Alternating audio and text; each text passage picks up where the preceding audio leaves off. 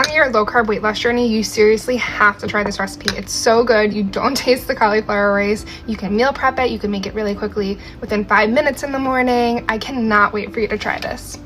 You're gonna add as much cauliflower rice as you want to a pot. You can also add a 1/4 cup of oats in there if you want, a serving of protein powder, a tablespoon of ground flax, unsweetened almond milk to mix it all up.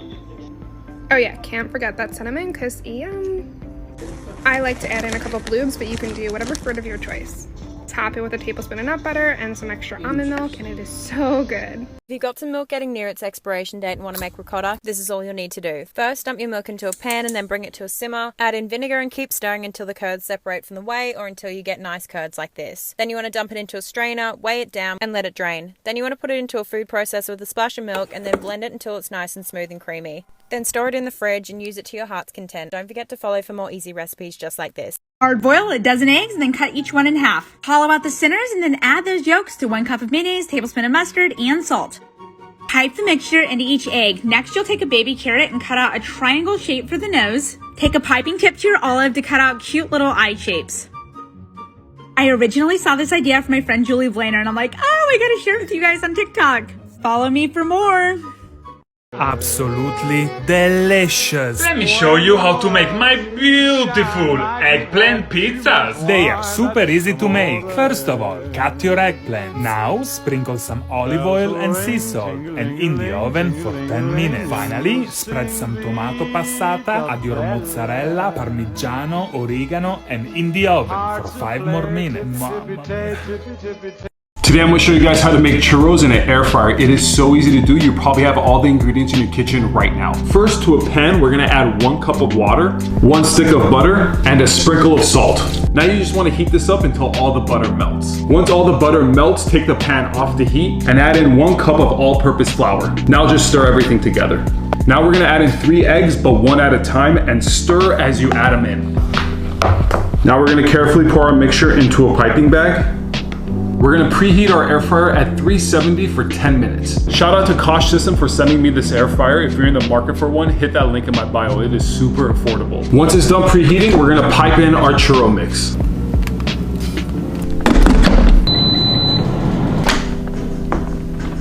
Once you take your churros out of the air fryer, dip them in some sugar and cinnamon mix. And there you have it, churros made in an air fryer. All right, well, I'm about to eat this whole plate. You guys are right. The air fryer is legit, really good. This is all stuff I had laying around the house. Yeah, Reese's peanut butter cups in the freezer. So pull one of those out, put it on a crescent roll, some marshmallows, some orange zest. Really brought this out, that orange zest. A little butter on top, 8 minutes in that air fryer. This is the second dish I've made. I did a steak first, I'll post that, but man, this was so good. Enjoy. Are you trying to lose belly fat, get toned for summer, and just be healthier overall? Well, you have to eat right, so try my meal preps. This is thawed out chicken breast that I cut into cubes and placed into a cast iron skillet. From there, I added French's mustard, and I just squeezed it all over the top. Then some parsley flakes, sprinkle it on, some rosemary, with some Mrs. Dash salt-free seasoning, that's Southwest Chipotle, a little bit of ground pepper, and then a sprinkle of some kosher salt. From there, I mixed it all up. And then I got a pan for my green beans and my halved Brussels sprouts. I added a little bit of olive oil, just a little, with some garlic powder and some salt and pepper. Then I placed them both in the oven at 375 degrees for 35 minutes. Once it's done, you pop it out of the oven and you weigh out 5 ounces of chicken, 2 ounces of Brussels sprouts, and 2 ounces of green beans. Be sure to tag a friend, let me know what you think in the comments, and don't forget health is wealth. Like, share, follow, and enjoy. Come and eat these lemon pepper chicken tenders with me. They are so crispy and delicious, especially dipped in this garlic parmesan ranch that I made. Here's the recipe. It's easy. Get seasoned panko, whisked egg, and some flour. Season both the flour and panko with a lot of lemon pepper. Then dip your chicken tenders into the flour, then into the egg, then into the panko, and fry them on medium heat until golden brown. For the lemon pepper sauce, on medium-low heat, add 5 tablespoons of butter, lemon zest from a half of a lemon, and then squeeze in the lemon juice as well. Take off the heat and add a lot of freshly cracked black pepper and salt to taste, 1 tablespoon of honey, and freshly chopped Italian parsley. Top off your chicken tenders with the lemon pepper sauce and enjoy! Alright guys, let's make some easy, delicious crab dip in the cast iron.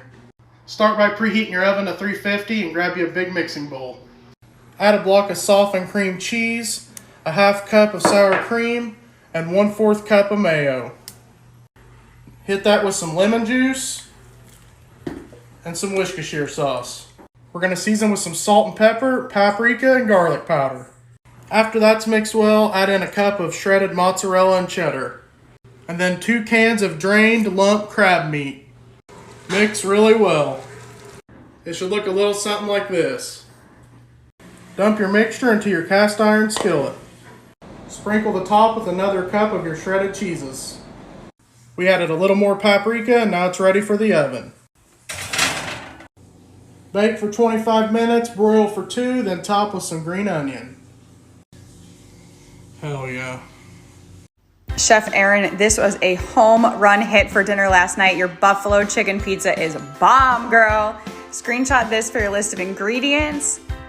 Start by making your chicken crust, guys. Into your ground chicken, put your egg, your parm cheese, and the rest of your dry ingredients and mix well together. Then spread it out on a parchment lined baking sheet. I'm using one shaped like a pizza. You can use whatever shape you have at home. Make sure it's evenly flattened out. Pop it in the oven at 400 degrees for 20 minutes until the edges are nice and golden brown. Once you take it out, you are ready to top it. I already got my red onions ready.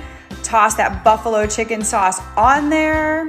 Now, I'm gonna sneak in a little bit of Flavor God's ranch seasoning because why not kick it up a notch?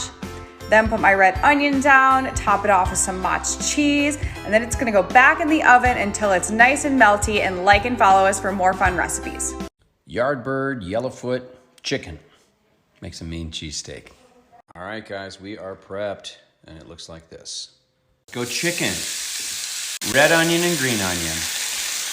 Poblano pepper. Got some mini bell peppers. And some mushrooms. These are baby bellas. All right, cook it up. Turn it when you need to. Make sure everybody's getting the same amount of love. If you like your rolls toasted or baked, now's a good time to get that going. And give me a little salt. Fresh ground. Got some sliced Havarti here. I'm gonna get it out of there and get it on your roll. Just go like that. Why are we not eating these like 3 days a week? Okay, this might actually be the perfect Mongolian beef recipe. It's so tender but perfectly crisp, glazed in that delicious sauce. Cut your steak into 1/4-inch strips, then marinate for 30 minutes. The secret here is your baking soda, which is going to tenderize your meat, while the cornstarch is going to give it a super crispy texture. Next, pre-make your sauce by tiny whisking together some soy sauce, chicken stock, and brown sugar. Then prep your aromatics along with some optional but recommended dried red chilies. Dust your marinated beef in some cornstarch, then shallow fry in neutral oil for 2 to 3 minutes or until it looks like this. Then place it in a bowl to rest and remove most of the oil, leaving a few tablespoons in your pan. Fry your chilies and ginger and cook for 30 seconds, followed by your garlic and then your sauce. Add in a cornstarch slurry to thicken up your sauce. Then finally add your spring onions and beef and stir fry for another minute and you're done. This was so delicious. I hope you enjoy. So I'm getting brunch ready for tomorrow. We're having brisket. It's gonna be a heavy brunch. Now, here's what I'm gonna do. I'm gonna make this brisket today and then refrigerate it overnight. Makes it easier to slice, and then rewarm it in the oven. It makes it taste fantastic. Pro tip, before you put your aluminum foil down, make sure you spray your pan with Pam, then put your aluminum foil down, then spray that again, and then put your brisket in. The only thing I'm putting on it is barbecue sauce. I know it sounds crazy, but we've done this way in my family for like 50 years, and it's the most amazing brisket ever.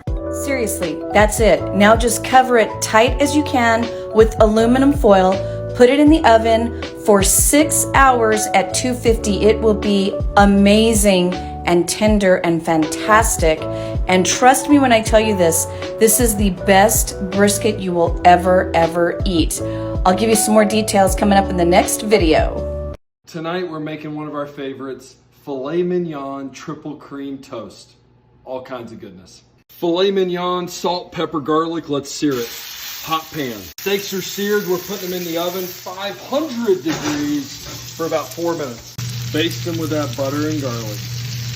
Sliced baguette, filet mignon, triple cream brie. We're going in the oven on broil for 1 minute.